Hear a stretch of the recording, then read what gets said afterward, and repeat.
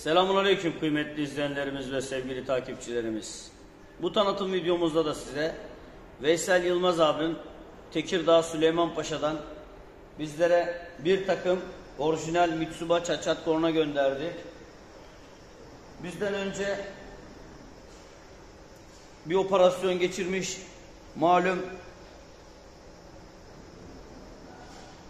zayıf bir operasyon olmuş. Konuyla alakalı hem kalın sargı kullanmışlar hem bobinaj spir sayısı düşük olmuş. Çin malı platin vardı. 2 adet orijinal sargı, 2 adet platin ve 2 tane rezistans taktık. Muazzam bir ses, muazzam bir kondisyon. Sözü fazla uzatmadan siz değerli dostlarımla beraber ses stabilini paylaşmak istiyorum dostlar.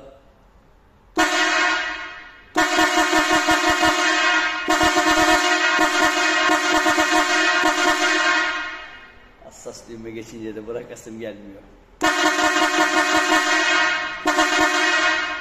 Evet.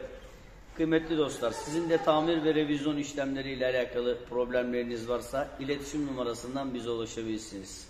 Yılmaz abim sağlıklı saatli kullanmanı temenni ederim. Tekirdağ Süleymanpaşa sokaklarında. Allah'a emanet ol.